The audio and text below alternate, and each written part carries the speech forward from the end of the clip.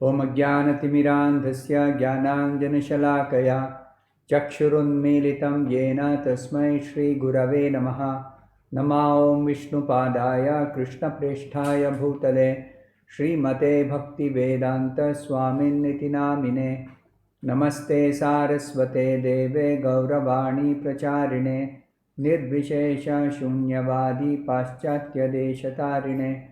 Jaya Shri Krishna Chaitanya Prabhu Nityananda Shri Advaita Gadadhara Srivasadi Gaura Bhakta Vrinda. Hare Krishna Krishna Krishna Hare Hare Hare Rama Rama Rama Hare Hare. In the Bhagavad Gita, in the 6th chapter, Sri Krishna explains the system of Ashtanga Yoga. After hearing the details about Ashtanga Yoga practice, what is Arjuna's response? It's very interesting to note what Arjuna says. Arjuna told Krishna, O Madhusudana, the system of yoga which you have summarized appears impractical and unendurable to me, for the mind is restless and unsteady. So it is very significant. Arjuna is telling the system which Krishna has summarized, the system of Ashtanga Yoga, is impractical and unendurable. It's because of the nature of the mind. So, Srila Prabhupada explains in the purport to that verse in the Bhagavad Gita that Arjuna is rejecting the system of Ashtanga Yoga out of a feeling of inability. It is not possible for an ordinary person to leave home, go to a secluded place in the forest or in some holy place and practice this particular yoga system in Kali Yuga. The present age is characterized by a bitter struggle for a life of short duration. Prayena alpayusha sabhya kalavasmin yuge janaha. In Kali Yuga, people's duration of life is shortened. And people are not serious about self-realization in this Kali Yuga. So, how is it expected that people will follow this particular Ashtanga Yoga system, which is difficult to practice, which regulates the mode of living, the manner of sitting, the selection of place, the detachment of the mind from material engagements? So many rules, regulations. How can anybody properly follow all these rules and regulations? So as a practical man, Arjuna thought it was impossible to follow this system of Ashtanga Yoga. Now Arjuna was favorably endowed with so many different qualities which we don't have now. He belonged to the royal family. He was highly elevated in terms of his own personal qualities. He was a great warrior. He had a great longevity. He was the most intimate friend of Lord Krishna, who is the Supreme Personality of Godhead. Now, 5,000 years back, Arjuna had much better facilities than what we have now. In spite of all that, Arjuna rejected this system. Therefore, we should safely conclude that this system of Ashtanga Yoga is impractical for people in Kali Yuga. And that's exactly what the scriptures also say. The Bhagavatam says that. Kali Yuga, it's not possible to practice Ashtanga Yoga. Further, Arjuna says about the mind is restless, turbulent, obstinate, and very strong. Chanchalam hi manak Krishna pramathi balavad dridam. He uses 4 different adjectives to describe the condition or the nature of the mind. Restless, turbulent, obstinate, and very strong. And he says further, to subdue the mind is more difficult than controlling the wind. Vayoriva sudushkaram. Just like nobody is able to control the raging wind. When there is a cyclone or a storm, who can control the wind? Similarly, the mind also is very difficult to control. Therefore, it is said that artificially somebody may try to establish some equilibrium in the mind, but in reality, to sustain this equilibrium is very, very difficult. In the Vedic literature, it is very clearly explained. There is an analogy given. The individual soul is like the passenger in the chariot of the material body. Intelligence is the driver. Mind is the driving instrument. The senses are the horses.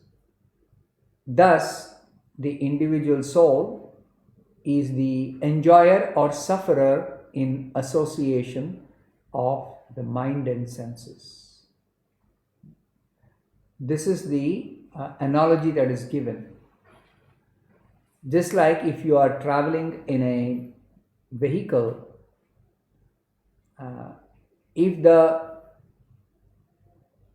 road is not smooth, then you experience a lot of turbulence. Similarly, the driver, if he is driving in a very rash way, similarly you will experience so much of turbulence. Like that, the soul situated in the body, in association with the mind and the senses, the soul is experiencing so much of difficulty in actually dealing with the mind and the senses. So, the Shastras say the easiest way to control the mind is to engage the mind in chanting Hare Krishna. That's the easiest method. So, what is Lord Krishna's response to Arjuna's remarks about this Ashtanga Yoga practice? So, Lord Krishna responded to Arjuna's response. Lord Krishna said, "It is undoubtedly very difficult to curb the restless mind, but it is possible by constant practice and detachment. Abhyasena tu kaunteya vairagyena cha grihyate." By abhyasa and vairagya. Abhyasa means constant practice and vairagya means detachment.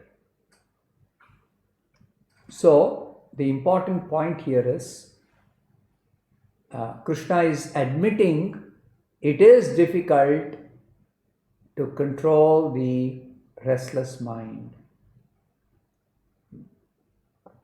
Now, Krishna is suggesting a method by which this can be done.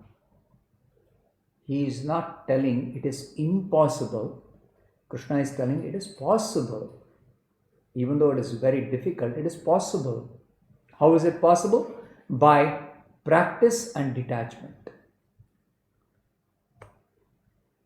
Now, one cannot change or make any adjustment in the rules and regulations that are prescribed in the scriptures as regards Ashtanga Yoga practice.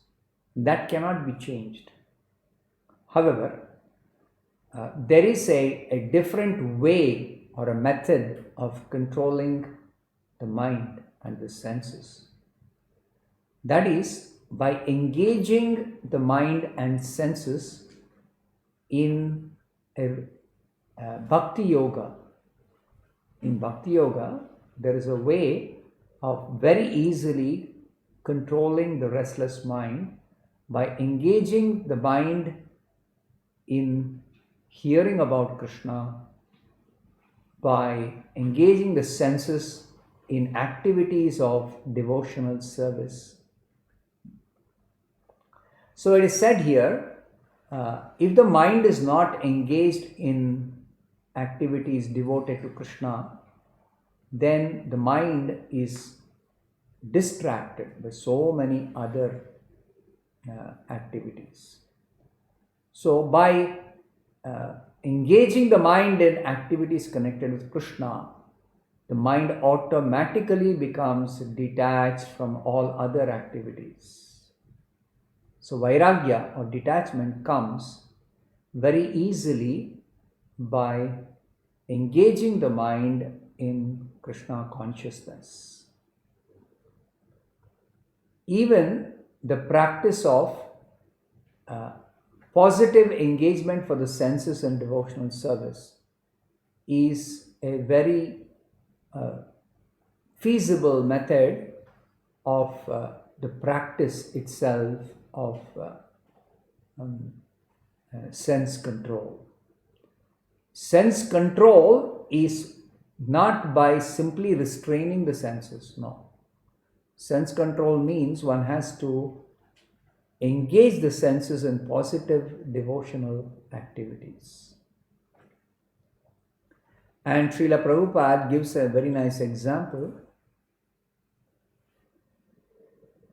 Just like a hungry man can be satisfied by taking some nutritious food, with every morsel of food he eats, he gets the feeling of satisfaction, and he also feels his strength is coming back. Otherwise, due to not getting food, one may feel very weak. As soon as one gets a nutritious meal, automatically the person experiences strength coming back and also experiences satisfaction. Similarly, by engaging the senses in devotional service and by fixing the mind on devotional activities connected with Krishna, one can very easily control the mind and the senses. So in the practice of Bhakti Yoga, it is said here by Srila Prabhupada that just like a disease is cured by expert treatment and proper diet, similarly, for curing this disease called Bhavaroga, the expert treatment is to hear about the transcendental activities of the Supreme Lord Krishna. That is the expert treatment for the mind, to hear about transcendental activities of Lord Krishna. The Srimad-Bhagavatam is full of descriptions of different transcendental activities of Lord Krishna in his various incarnations.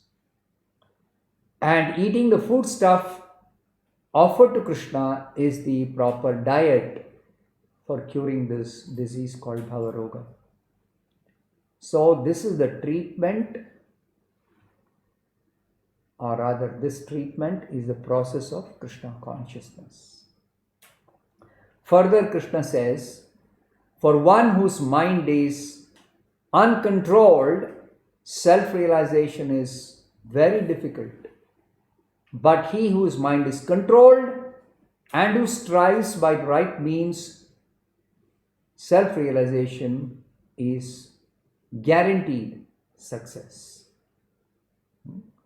So the Supreme Lord is telling that you have to accept the right means to control the mind and senses.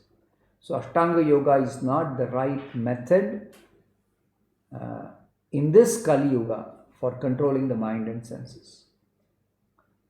Now, people do try to follow some principles of Ashtanga Yoga, but they are unable to stop the mind from engagement in material enjoyment. So Srila Prabhupada explains, trying to practice yoga, Ashtanga Yoga, while engaging the mind in material enjoyment is like trying to ignite a fire while pouring water on the wood. So you know that if you are trying to ignite a fire by lighting up some wood, the wood has to be dry. If the wood is wet or you keep pouring water on the wood, then how can you ignite a fire? Similarly, yoga practice without mind control is a waste of time. One can never actually be successful in yoga practice, Ashtanga Yoga practice, without controlling the mind. Therefore, the mind must be controlled, and the appropriate means for controlling the mind is to engage the mind constantly in transcendental devotional service of the Supreme Lord Krishna. Otherwise, it is just not possible to control the mind, especially in this Kali Yuga. Now, there is a very nice description in the Srimad-Bhagavatam where it is said, the aim of any yoga system is controlling the senses. Without sense control, you cannot practice any yoga system. It's not just that Ashtanga Yoga system demands controlling the mind and senses. All yoga systems require mind and sense control. All the yoga systems, whether it is Karma Yoga or Jnana Yoga or Dhyana Yoga or Bhakti Yoga. But the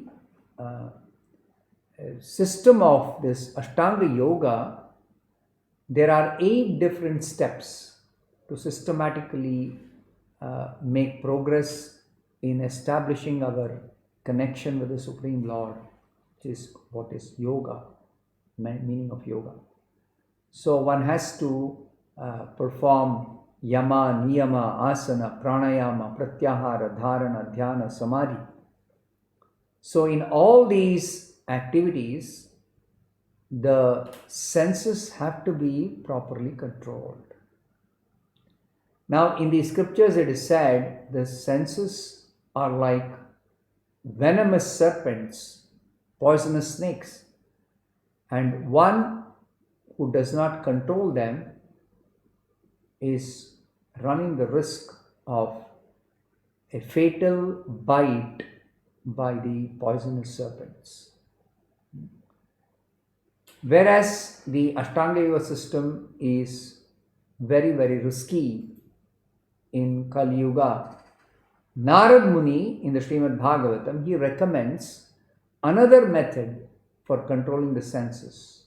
Narad Muni recommends, by his personal experience also, he recommends, instead of trying to control the mind by practice of Ashtanga Yoga, Narad Muni says, engage the mind in the transcendental loving service of the Supreme Lord. Engage the mind and senses in the loving devotional service of the Supreme Lord Krishna. In the service of the Supreme Lord, the senses are transcendentally engaged. So there is no possibility the senses will get distracted or carried away by some allurements, material allurements, external allurements.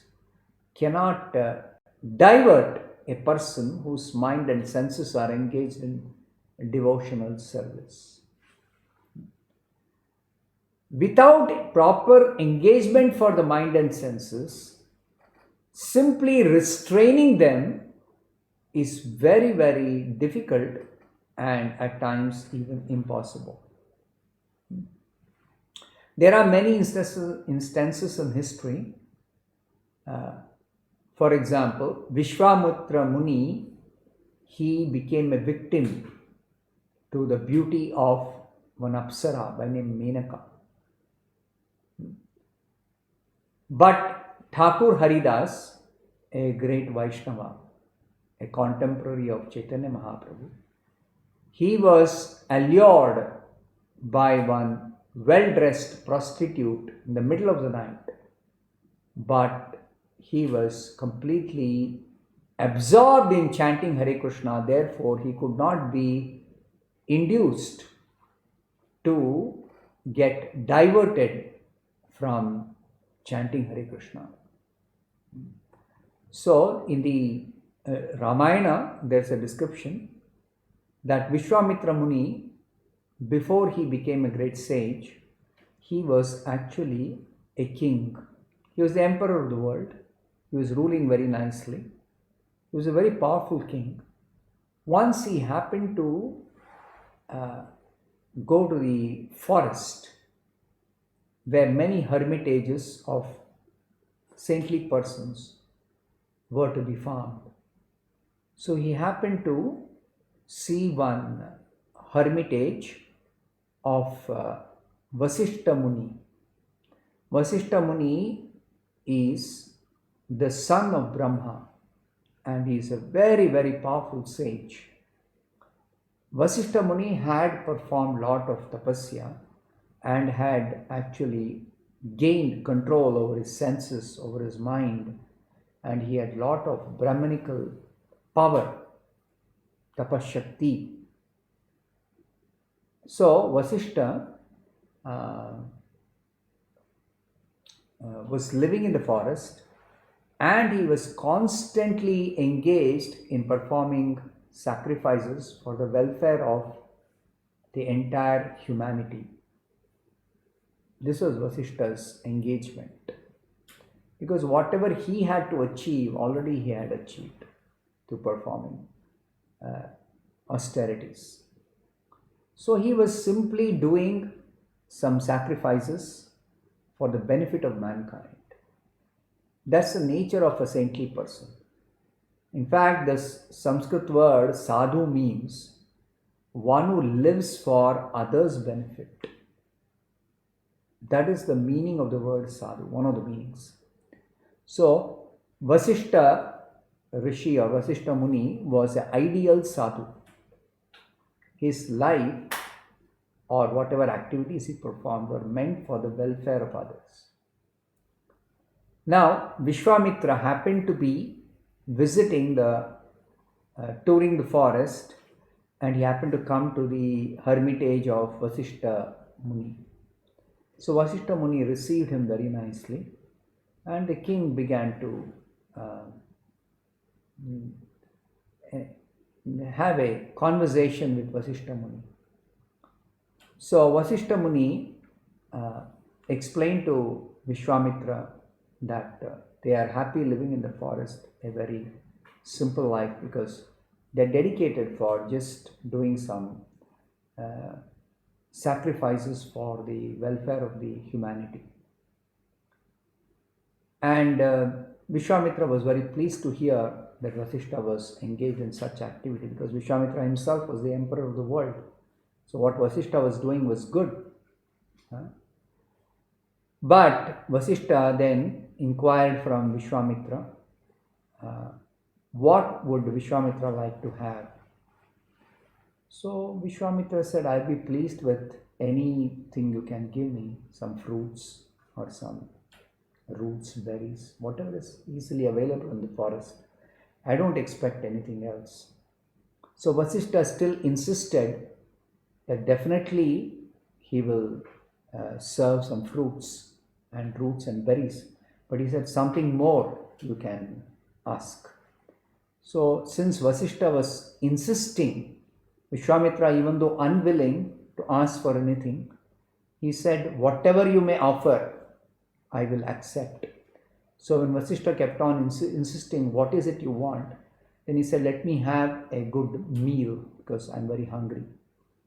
Of course, Vishwamitra was accompanied by his whole entourage of his military commanders and his 100 sons and his other associates, his ministers.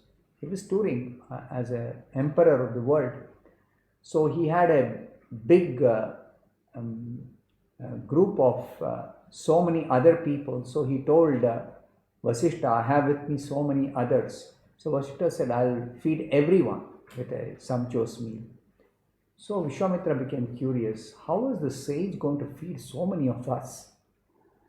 Then he saw Vasishtha had one cow, and this cow was a cow which could produce anything that Vasishtha simply asked. So Vasishtha asked for a sumptuous meal with so many different items to be prepared for so many thousands of whatever number of people had accompanied Vishwamitra, his whole entourage. So the cow produced everything, and Vishwamitra was wonderstruck. What a wonderful cow this is. So after Vishwamitra had actually nicely been fed, then Vishwamitra wanted that cow. So he requested Vasishtha, kindly give me that cow. So Vasishtha said, I can give you anything except that cow, because I'm depending on this cow to get whatever my needs for performing these sacrifices. So kindly don't ask me for this cow. Except this cow, you can ask me anything. So Vishwamitra said, I don't want anything, I just want the cow. So somehow Vishwamitra said, you can't refuse the king of the land. Everything that is nice belongs to the king. So you cannot refuse. So Vasishtha said, no, I cannot give you this cow because I require it for my duties to be performed. Then Vishwamitra became angry and forcibly started taking the cow, dragging the cow and going away. So the cow began to cry and began to request Vasishtha to protect it. So Vasishtha began to tell the cow that I am a poor Brahmana. This powerful king has come with his whole army. What can I do to save you? So then the cow said, okay, just watch. And from the cow's body came so many warriors who were equipped with so many different weapons, and they started attacking Vishwamitra and his whole entourage. The army decided to fight against these warriors who were defending Vasishtha, but they were completely defeated. And Vishwamitra felt very insulted and he went away, thinking that he is going to take revenge against Vasishtha. So then Vishwamitra went to some other part of the forest and he performed tapasya and pleased Lord Shiva. And when Shiva asked him, what is it that you want because of performing so much tapasya? So he said, I want all kinds of special weapons. So Vishwamitra procured so many different weapons from Shiva, and equipped with those weapons, he again went to attack Vasishtha. And Vasishtha was having a Brahmadanda, just one staff of a Brahmana. So whatever Vishwamitra was using to attack Vasishtha, he was simply showing his Brahmadanda, and that danda would protect him, or it would shield him against any weapon that Vishwamitra was using. So Vishwamitra was again wonderstruck that what kind of power does he have? Then he was informed that the Brahminical power of the austerity and tapasya performed by Vasishtha can never be matched by a Kshatriya's power to use any weapon no weapon can be a match for the Brahminical power possessed by Vasishtha. So then Vishwamitra decided, I am going to practice severe austerities to get this Brahminical power. So he went to the forest again and he began practicing this severe austerities to get that Brahminical power. So Indra became very much worried that if this Vasishtha, he succeeds in performing so much tapasya, he may overthrow me, he may take over the heavenly kingdom. So Indra sent one Apsara, beautiful Apsara, Menaka, to go and distract this Vishwamitra from his tapasya. Menaka came, and just by hearing the ankle bells of Menaka's gentle walking near the ashram of Vishwamitra, Vishwamitra's meditation broke, and he saw Menaka, and he was carried away by her beauty, and he sported with her, enjoyed with her, and suddenly he realized, what have I done? All my tapasya is now wasted. So he realized that he had been carried away by the beauty of Menaka. So this is a lesson for everyone, that if you have to practice the severe austerities, especially in this Ashtanga Yoga system, then without having a superior engagement for the mind and senses, dry austerities are not going to be effective in resisting different allurements or distractions external to oneself. On the other hand, the example is given of Thakur Haridas, who was a pure devotee of Krishna, and he was always engaged in chanting Hare Krishna. He was very, very peaceful. And one envious zamindar, he tried to distract this Haridas Thakur by sending one prostitute. Even though the prostitute went in the middle of the night, she could not distract Haridas Thakur at all.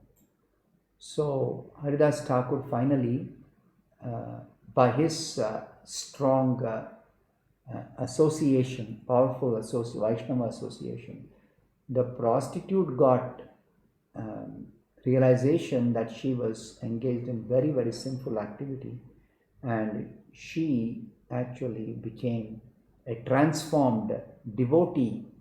She gave up all her sinful activities by getting the blessings of Haridas Thakur, by confessing to him that she was sent by that rich, envious zamindar to spoil Haridas Thakur.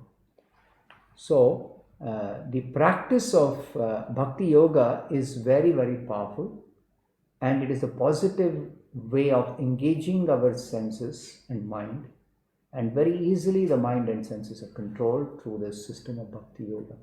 Whereas in Ashtanga Yoga, as is seen in the life of Vishwamitra, in fact, Vishwamitra didn't just fail once, he failed about 3 times, 3 different occasions.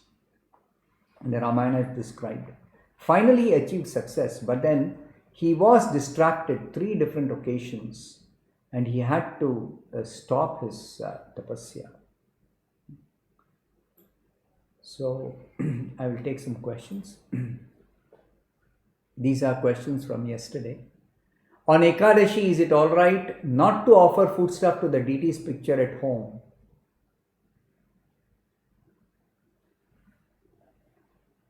Or should the food offering be made on Ekadashi? Actually, devotees who are practicing outside the temple, for them it is important that on Ekadashi they don't take any grains. To follow Ekadashi means not to take any. Actually, Ekadashi means fasting.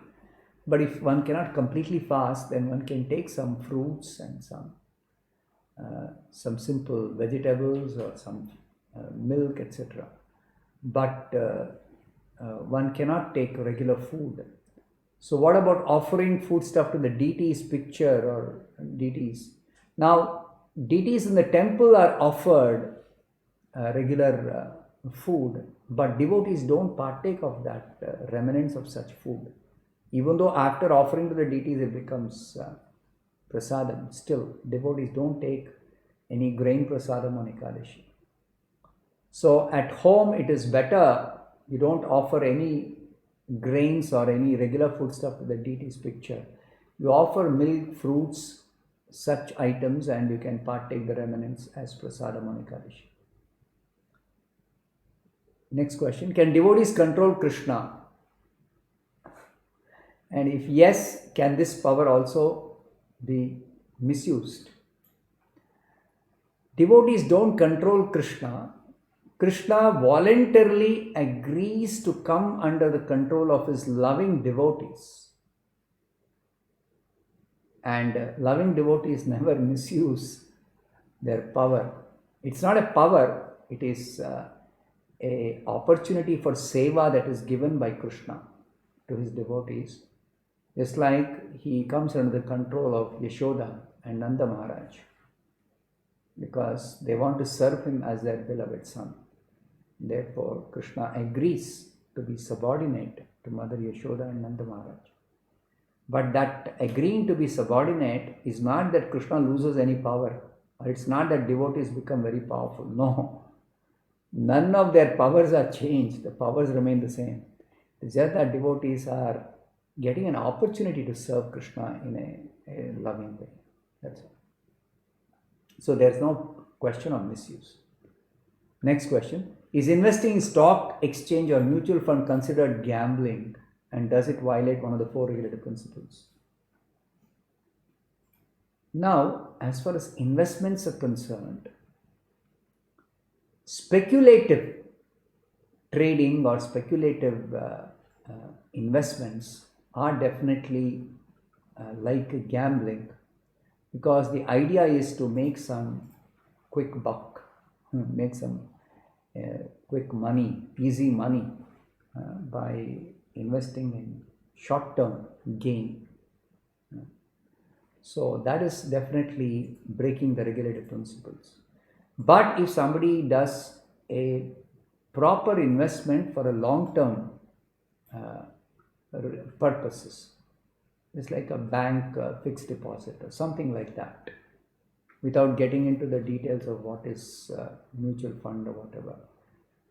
I would just say that if it is a long-term investment, so that the money, instead of lying idle, it is invested in such a way that some return is there, steady return is there. That's not exactly gambling. So that is okay for devotees. Next question. In Ashtanga Yoga, what are the Ashtangas that are referred to? 8 Angas of Ashtanga Yoga practice are Yama, Niyama, Asana, Pranayama, Pratyahara, Dharana, Dhyana, Samadhi. These are explained in the 5th chapter, 27th and 28th verse purport. 5.27 purport you can read in Bhagavad Gita as it is by Srila Prabhupada. That is explained. Yama, Niyama, Asana, Pranayama, Pratyahara, Dharana, Dhyana, Samadhi.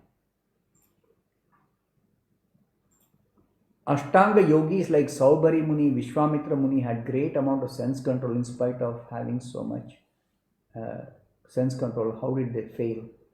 Now, sense control is not easy. Please try to understand. Why did they fail? Because sense control through the Ashtanga Yoga system is not guaranteed success. And it's not easy either. The senses in the sense control through Ashtanga Yoga, senses have to be restrained. Whereas in the Bhakti Yoga system, sense control is through engaging the senses positively in devotional service. So there's a big difference. Restraining the senses and engaging the senses are totally two different things. It's easy to engage the senses, but it's very difficult to simply restrain them from not doing any activity. The nature of the spirit soul is always to be active.